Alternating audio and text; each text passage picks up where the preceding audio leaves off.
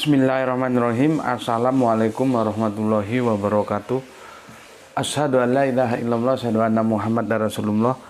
Allahumma sholli ala sayyidina Muhammad wa ala ali sayyidina Muhammad. Kama sholaita ala sayyidina Ibrahim wa ala ali sayyidina Ibrahim fil alamina innaka Hamidum Majid. Sebelumnya kita panjatkan dahulu doa kepada Gusti Allah Agung untuk saudara-saudara kita yang telah memberikan sholawatnya kepada channel dakwah ini, sehingga channel ini dapat dengan setia eksis hadir dalam ruang diskusi kalian semuanya dimanapun kalian berada. Tentu dengan sebuah harapan, insya Allah sholawat itu akan menjadi catatan langit amal soleh bagi mereka dan keluarganya kelak, dan insya Allah akan terbalaskan dengan balasan yang lebih baik lagi. Kemudian untuk seluruh viewer terkasihku dimanapun kalian berada, aku ucapkan terima kasih atas apresiasinya. Semoga selalu always dan tidak pernah never, tetaplah bertumbuh menjadi satu pribadi tangguh, yaitu anti skip dan anti download, ya. Sorry. Bismillah.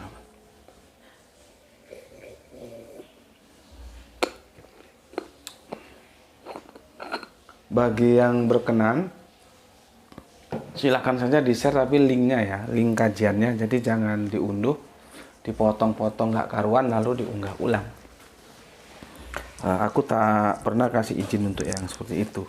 Kemudian lagi dari kalian semuanya, aku nggak bisa sebutkan satu persatu.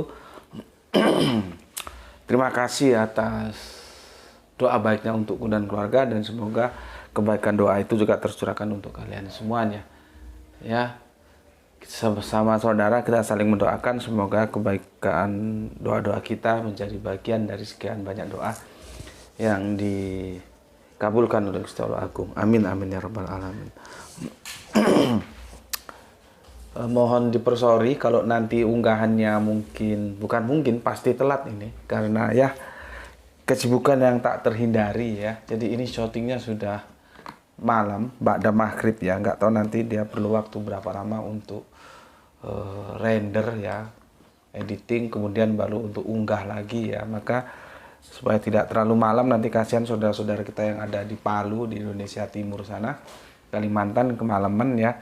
Jadi kita usahakan maksimal itu 30 menit ya. Nanti kalau ada kurangnya insya Allah besok kita lanjutkan ya.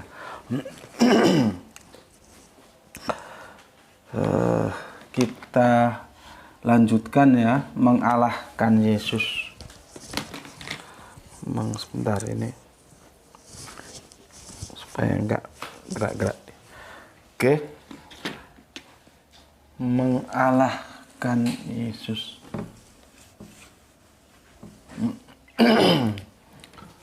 Mengalahkan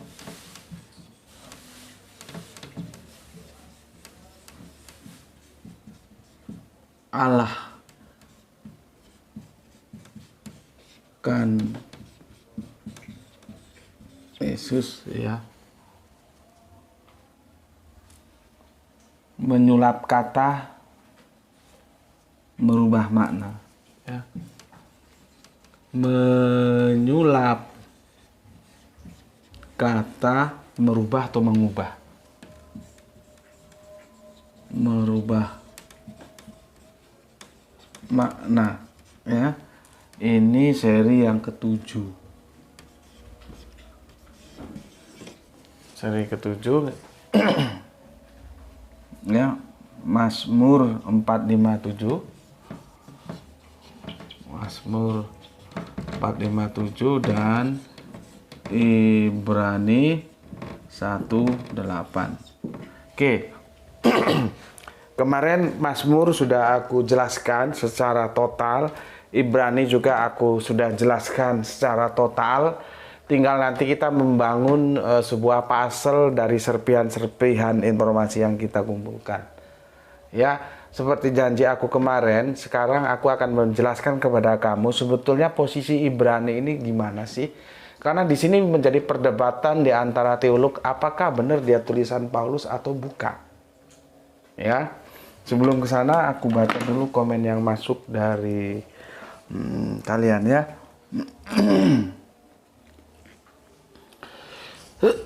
Sorry, agak batuk-batuk ini ya. Kita kita berpacu dengan waktu karena nanti jam 8 ada yang sudah janjian, sudah direncanakan, ada yang ngajak Zoom ya, untuk keperluan dakwah, bukan untuk diskusi-diskusi yang lain ya.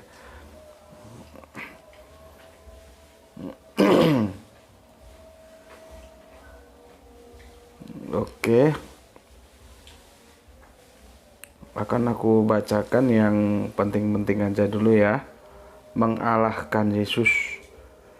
Mengalahkan Yesus. Ini seri ke-7, yang kemarin yang ke-6. Ya, oke.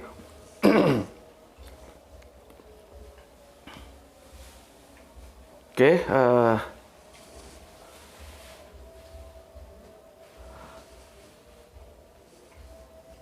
ada yang salah ini. Terima kasih Mas Yitno ya. Ya, lagi-lagi mohon dipersori ya, itulah kadang-kadang buru-buru ndak kontrol ya. Kemarin juga salah, tapi diingatkan sama Kang Mas, siapa lupa aku ya. Dan terima kasih, ini sekarang salah lagi. Dari Kang Mas Suyitno, mohon maaf, judulnya mestinya menyulap kata, bukan mengucap kata. Bentar gue kontrol. Iya, salah lagi. Terima kasih Mas, nanti biar sama itu diedit ya. Terima kasih atas diingatkannya ya oleh Mas Suyitno, nggak tahu ada di mana. Oke, pertama Gispati, alhamdulillah Palu hadir Tuan Guru, semoga kita semua selalu dalam lindungan Gusti Allah Agung ya, disertakan, disehatkan, diberikan rezeki yang barokah dan salam Isra untuk semuanya. Oke, terima kasih untuk Gispati. Kita sedikit cepat ya.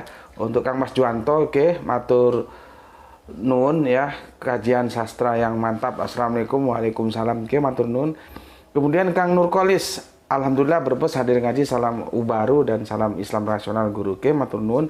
Salam Isra juga. Kang Sahran Gipari menyimak setelah 30 menit tayang sambil ngopi Vietnam, oke, terima kasih, atur nuhun Kang, salam Isra untukmu. Begitu juga Kang Rasmi Nasmat, Bismillah Makassar hadir Tuan Guru, salam Isra.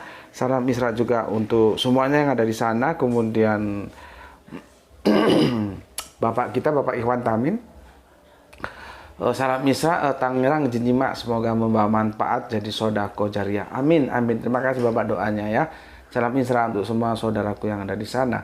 Di Taku-Taku, Assalamualaikum, waalaikumsalam warahmatullahi wabarakatuh. Gus Beti, derek ngaos Gus, moga Gus Beti keluarga selalu diparingi sehat walafiat. Salam Isra, salam satu Tuhan Tauhid, ke matur banun atas 3 hatinya.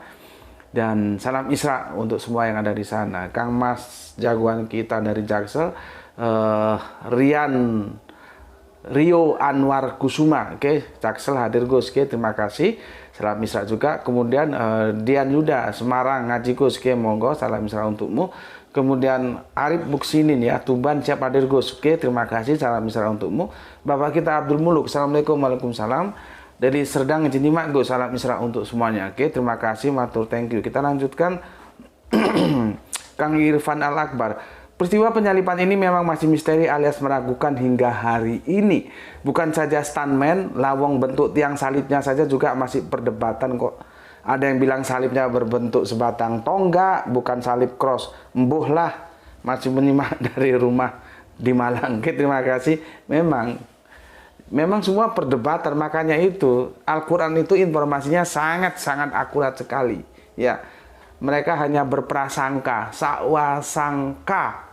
Ya, orang jangankan yang aku sudah breakdown kemarin, bentuk salibnya itu loh, apakah tonggak lurus ataukah cross itu juga ada perdebatan. Gitu kok masih menolak informasi dari Al-Quran. Maksud gue begini loh ya, mereka tetap aja nggak apa-apa, kafir nggak apa-apa, orang itu pilihan masing-masing. Seperti kita juga kan kafir terhadap ajaran mereka.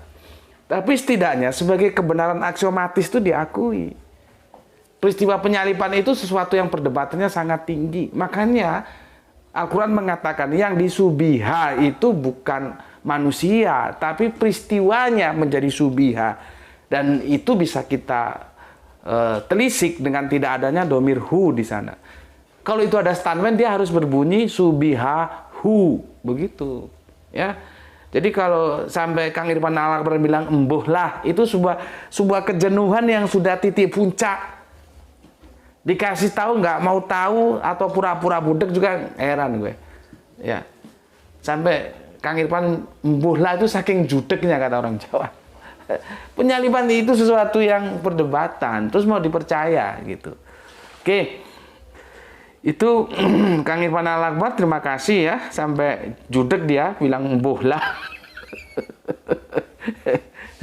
Kang Suyitno yang tadi kasih informasi matur nuwun Nun ya. Nanti diedit tuh ya. Judulnya salah itu, bukan mengucap seharusnya, tapi menyulap seharusnya. Kemudian Kang Cipto Purbaling ya, daripada nggak komen nggak bermutu mending kasih merah hati. Terima kasih atas 5 merah hatinya. Kemudian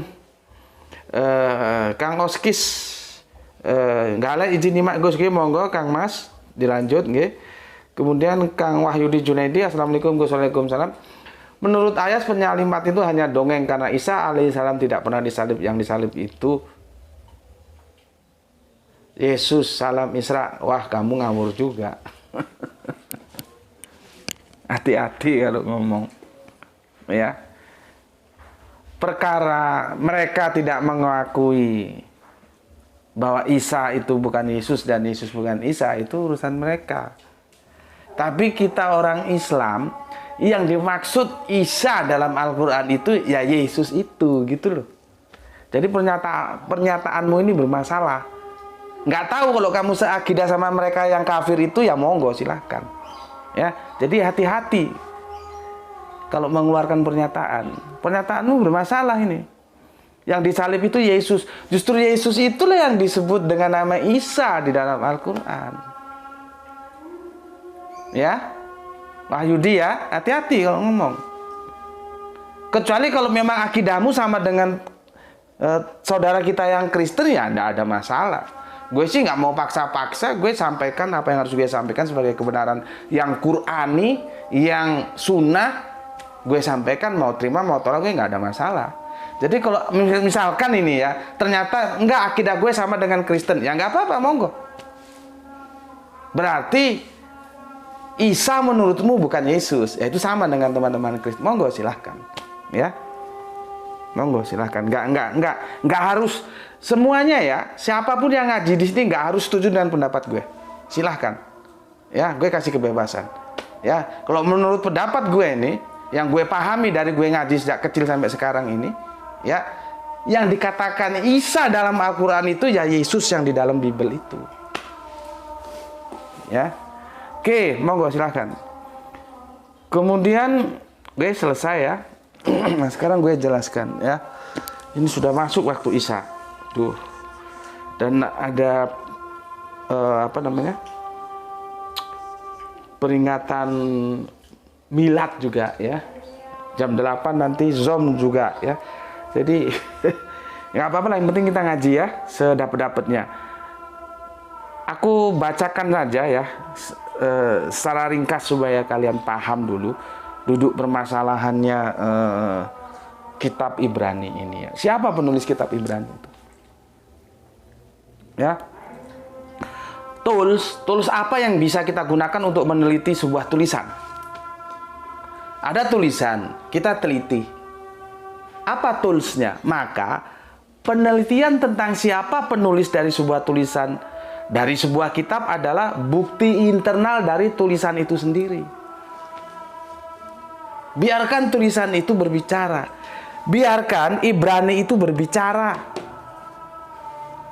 Sama aja gue, kalau gue sudah menghabiskan segala kemampuan gue untuk membuktikan bahwa Al-Quran itu adalah 100% firman dari Alif Lam Lam Ha, ternyata masih saja ditolak, ya sudah. Akhirnya apa? Uji materi saja. Uji materi itu, ya lihat apa yang dikatakan Al-Quran itu. Ya, silahkan bikin 1 surat, 2 surat, 3 surat yang bisa menandingi Al-Quran. Ada nggak pertentangan-pertentangan antar ayat di dalamnya? Ada nggak pernyataan-pernyataannya yang tidak bisa dibuktikan? Itu namanya apa ya? Ada istilah hukumnya gue lupa ya. Proof, bukti, biarkan bukti itu sendiri berbicara. Uji material. Akhirnya uji material aja, ini Al-Quran nih ya, lu bikin, bisa nggak? Atau lu cari di mana pernyataannya yang nggak sesuai dengan fakta. Di mana ada kesalahan koherensi, di mana ada kesalahan korespondensi. Itu. Kalau sudah dijelaskan begini gini masih juga menolak, ya sudah, akhirnya ke sana uji materi saja. Nah, seperti ini. Ini maksudnya uji materi. Ya. Tools apa yang bisa kita gunakan ya untuk meneliti sebuah tulisan itu. Ya. Penelitian tentang siapa penulis dari sebuah tulisan, dari sebuah kitab, ya dari bukti internal tulisan itu sendiri. Logikanya begini. Gue sering baca WA dari katakanlah Siti, dari Ida, dari Rini. Gue sering baca WA-nya. Meskipun nggak disebut Rini, Ida, Siti, ketika mereka salah satunya ada yang ganti nomor, gue bisa tahu ini dari siapa. Karena pilihan kata, membangun narasi dari sebuah diksi yang dirangkai, itu punya ciri sendiri-sendiri. Apalagi kalau tulisan tangan orang itu beda-beda, tambah gampang lagi. Ya. Nah, sekarang ini kan diketik ini, bukan tulisan tangan. Kita nggak tahu tulisan tangannya Paulus seperti apa.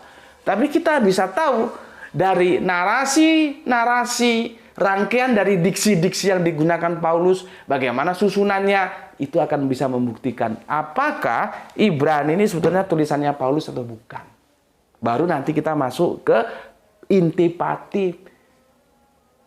Who message? What message? Apa yang dipesankan dia? Itu. Ya. Oke. Jadi begitu juga ketika kita akan meneliti untuk membuktikan benar nggak Paulus itu sebagai penulis surat Ibrani. Ya. Berdasarkan bukti-bukti internal, ya yang ini yang sudah kita baca, kita pelajari dari ayat berapa? Surat Ibrani 1 dari ayat 1 sampai berapa kemarin ya? Berapa kemarin ya? Mulai ayat kelima ya. Sorry. Ibrani 1 ayat kelima sampai ayat ke-14 sudah kita selesaikan. Perikopnya anak Allah lebih tinggi daripada malaikat-malaikat. Ya. Sudah kita. Itu nanti kita tahu ini Paulus enggak sih yang nulis? Gitu. Ya. Oke. Jadi bukti internal itu nanti yang cerita. Sekarang kita lihat dulu kapan dan di mana dituliskan. Ya. Kita tidak tahu, pakar Alkitab sekalipun tidak tahu ya di mana surat itu ditulis. Ya. Kita juga tidak tahu persisnya kapan ditulisnya. Nggak ada data. Di mana ditulisnya, kapan menulisnya, nggak ada data. Ya. Tapi meskipun demikian, kita coba appreciate ya, banyak bahwa pendapat yang beranggapan itu sekitar 60 sampai 62 Masehi. Berarti 30 tahunan kan Kanjeng Nabi Isa atau Yesus itu kan setelah 30 dakwah, 33 penyalipan itu kan. Jadi sekitar 3 tahun doang dakwanya kan. Kalau Kanjeng Nabi kan berapa itu? 23 tahun, 20 berapa hari gitu kan. 23 tahun, 11 periode Mekah, 10 periode Madinah, 13 tahun periode Mekah, 10 tahun periode Madinah, berarti 23 tahun. Kalau Kanjeng Nabi Isa dakwanya hanya 3 tahun, setelah itu proses penyalipan dan the end. Ya, maka itu sekitar tahun 33-an Masehi. Ya, kalau ini dugaan para pakar ini 60 sampai 62 Masehi. Berarti 30 tahunan setelah Kanjeng Nabi Isa mangkat, gampangnya gitulah ya. Out dari peredaran baru ditulis. Itu tahunnya. Tapi juga itu perkiraan. Karena apa? Mereka mengambil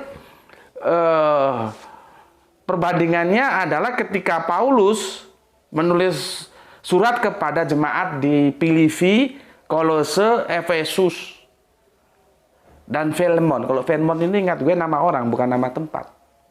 Nah, kalau Ibrani itu juga nama orang tapi nama kelompok.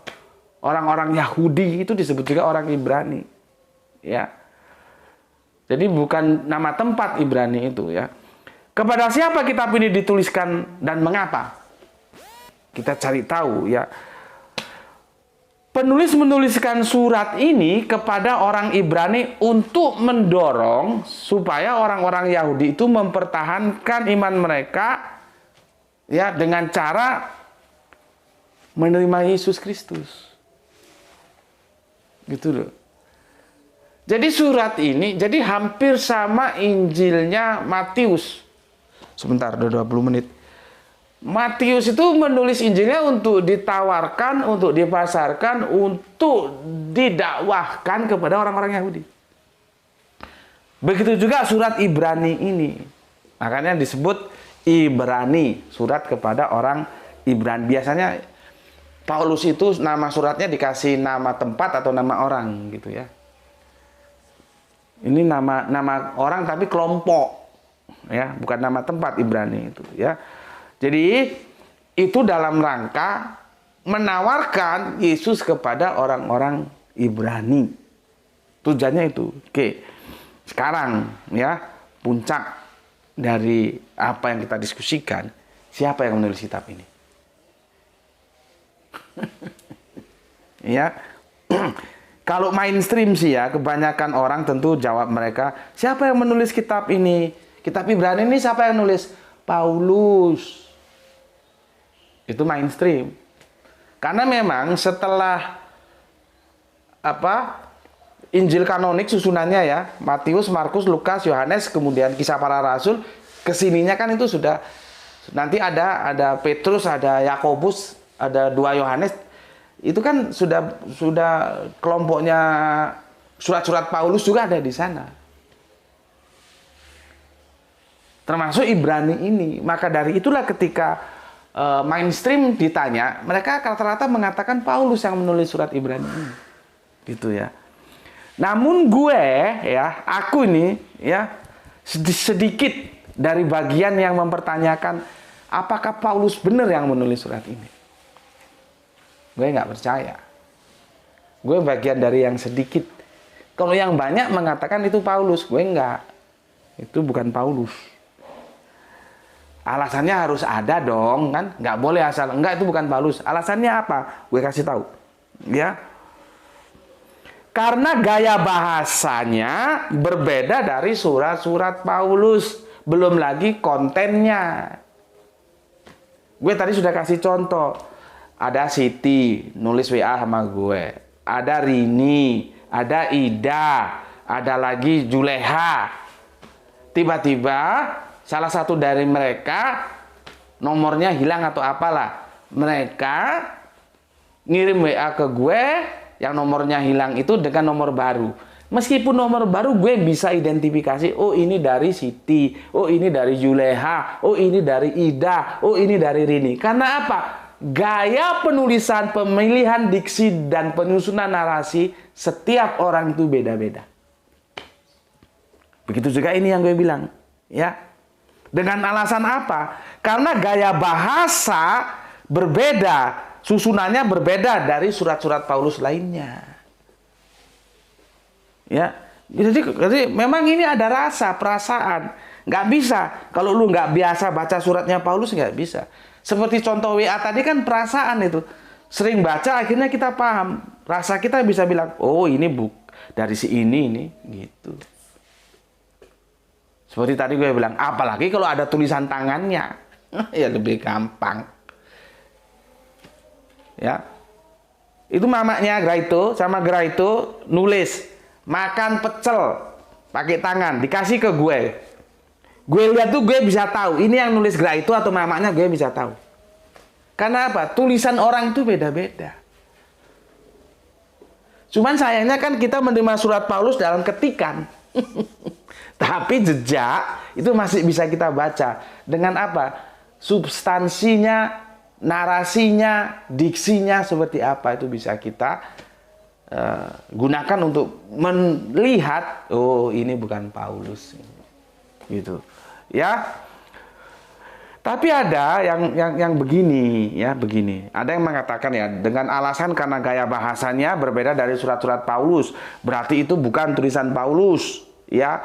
Biasanya ada yang cari jalan tengah, artinya dia cari aman ya. Bilang begini, ya memang itu bukan tulisan Paulus, namun gagasan-gagasannya adalah milik Paulus. Karena ajaran-ajaran di dalam kitab Ibrani sejalan dengan apa yang ditemukan dalam surat Paulus lainnya. Gue jadi mikir, substansinya ini beda bos. Bagaimana lu bilang ini mengajarkan seperti yang diajarkan Paulus? Gue labrak kalau ada yang bilang begitu. Ya. Lalu pertanyaan timbul lagi, benarkah ajaran-ajaran dalam kitab Ibrani tentunya yang sedang kita teliti adalah who is Yesus? Ya, itu sejalan dengan surat-surat Paulus yang lainnya. Bagaimana dia memposisikan Yesus? Ya, mari kita lihat ajaran apa yang disampaikan penulis dari kitab Ibrani ini. Ya, mari kita lihat. Ya, ajaran dalam kitab Ibrani ini bersaksi tentang keunggulan Yesus Kristus. Gue sudah bilang. Di sini Yesus Kristus diunggulkan. Di sini raja-raja diunggulkan. Itulah pentingnya. Kenapa ini? Gue jelaskan dulu. Ini gue jelaskan dulu. Supaya lu nanti bisa mengkomparasi. Itulah kajian-kajian singular tuh begitu. Bagi yang suka instan, dia nggak suka. Karena dia geblek. Tapi yang suka ilmu, dia suka yang singular. Karena wawasannya itu holistik. Tidak parsial. Lu kemarin gue ajak bagaimana memahami Mazmur 457 ya, bagaimana memahami Ibrani 1:8 dengan membaca keduanya satu perikop penuh. Nah, sekarang kita tahu di sini ya. Ajaran dalam kitab Ibrani itu bersaksi tentang Yesus diunggulkan. Dia lebih besar daripada malaikat-malaikat ya. Nama yang lebih unggul dan pemanggilan yang lebih tinggi. Para malaikat adalah hamba Allah. Tetapi Yesus Kristus adalah gelarnya putranya Allah. Bukan Allah. Putranya Allah. Ini lagi, jangan dianggap putra itu terus harafiah. Ya. Jadi ini mengunggulkan Yesus.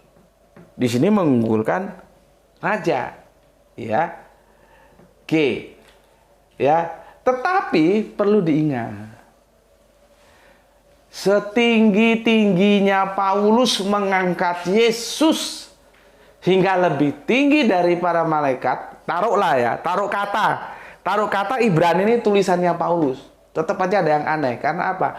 Setinggi-tingginya Paulus mengangkat Yesus sehingga lebih tinggi dari para malaikat dalam pemujaannya itu. Ini kan pemujaan terhadap Yesus nih. Ya.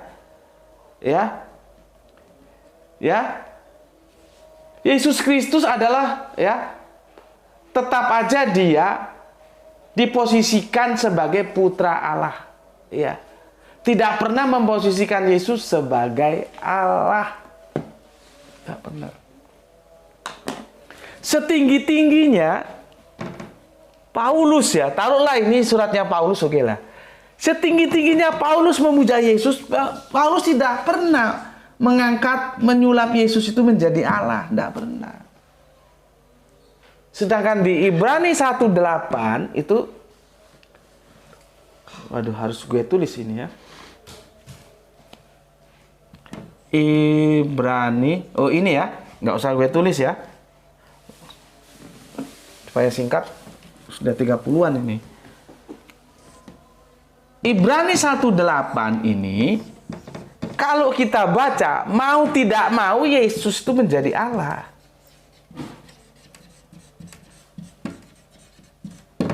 Ini loh. Ya. Ibrani 1:8, kalau lu baca, ya, tahtamu ya Allah, mau nggak mau Yesus itu menjadi Allah. Meskipun gue bisa sebetulnya memahami ini, Allah, oke, Allah yang mana dulu? Makanya gue sebut yang lalu-lalu. di seri keberapa itu? Ya, setiap Allah dalam kitab-kitab perjanjian lama khususnya itu tidak serta-merta dia menjadi Allah yang sejati. Gue kasih contoh seperti Nabi Musa itu dijadikan Allah dan dan Harun itu menjadi nabi, menjadi Allah. Nih. Tapi orang Israel tahu itu bukan Allah yang sejati. Sama dengan ini, kalaupun mau dipertahankan, Yesus itu Allah. Iya, oke lah. Tapi ini bukan Allah yang sejati. Itulah pentingnya gue membahas ini kemarin. Terus dikomentari sama si Irfan sepertinya. Dia cek di originalnya itu Elohim. Seharusnya Irfan ingat, kan gue sudah ajarin. Jadi Eloh ini ya ini. Him ini ditambahkan menjadi Elohim. Kan sudah gue ajarin. Kok lupa? Lupa ya? Jadi Elohim ini ya Allah. Cuman awalan him ini juga kan sudah gue ajarkan. Punya dua kemungkinan. Bisa majemuk, bisa majestik, pemujaan, pengagungan. Di sini pengagungan Allah yang agung. Sama di Al-Quran. Kenapa Al-Quran menyebut Allah dengan kata ganti kami? Itu kan kemarin ada yang tanya. Tapi nggak gue gubris. Anak kecil pertanyaan seperti itu. Kafir mana itu gue nggak tahu. Sudah kita kaji beberapa waktu lalu. Dia kasih ayat. Ini Allah pakai kata ganti kami. Iya lu goblok. Kan sama aja ngajak gue mundur. Gue udah sampai Jakarta, diajak mundur ke Jogja lagi. Diajak mundur sampai ke Batu lagi. Udah apa? Nggak gue gubris itu. Ya. Sama. Akhiran im itu bentuk plural bisa. Bentuk majestik bisa. Di sini dia bentuk majestik. Jadi Eloh itu Allah. Cuman dia menjadi Elohim. Allah yang agung. Bukan Allah-Allah. Sama dengan kami. Kami itu bisa plural, bisa majestik. Allah. Kalau nggak kami, aku. Nggak pernah diterjemahkan saya. Kenapa? Itu sudah aku jelaskan belum ya? Maybe sometime. Kalau aku lupa diingatkan. Kenapa? Depak itu nggak berani menerjemahkan Allah dengan saya. Dan memang nggak boleh. Kalau tahu sejarah bahasa nggak boleh saya. Harus aku gitu. Ya. Oke. Sampai di sini dulu seperti aku bilang tadi, aku malam ini sangat-sangat ketat waktu yang harus aku bagikan untuk kegiatan yang ada ya. Sampai di sini dulu. Nanti Ibrani ini bagaimana kok Gus Beti bilang mau nggak mau kalau kita lihat Ibrani Yesus akan menjadi Allah. Ya, besok insya Allah kita tuntaskan ya. Tapi setidaknya malam ini kamu sudah tahu bahwa Ibrani itu bermasalah. Ya, bermasalah dia. Dan aku adalah sekelompok kecil yang menolak ini bukan tulisannya Paulus. Pertanyaannya tulisan siapa? Wallahu a'lam. Kenapa bisa masuk? Dulu yang mengkanon siapa? Orang itu bukan tulisannya Paulus. Nanti nasibnya itu insya Allah ya, insya Allah bisa kita tunaikan besok. Sama dengan nasibnya itu dengan yang pernah kita diskusikan Matius 28:19, 1 Yohanes 5:7-8. Nanti nasibnya sama ini. Karena ini bukan tulisan Paulus. Oke. Sampai di sini dulu ya pesan aku, jaga Allah, jaga Kanjeng Nabi, jaga sholatmu, jaga Al-Quranmu, jaga iman dan Islammu, letakkan dalam bingkai hatimu yang paling dalam satu sanubarimu setelah kamu mengoptimalkan rasionalitasmu untuk mencari kebenaran. Namun tetap saja memberi hormat kepada saudara-saudara kita yang memilih jalan lain. Ya. Semoga mendapatkan rezeki yang barokah, kesehatan yang prima. Keduanya itu merupakan keberuntungan yang kita rindukan. Semoga kita mendapatkan keberuntungan itu ya. Terima kasih ya. Salam Isra, Islam rasional. Alhamdulillahirabbil alamin.